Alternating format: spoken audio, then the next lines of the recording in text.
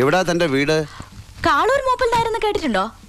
കേൾക്കാൻ മൂപ്പൻ എന്താ കച്ചേരിയോ? അപ്പനെന്റെ ആ രാമേഷന്റെ അനിയത്തിയാ? യെസ്.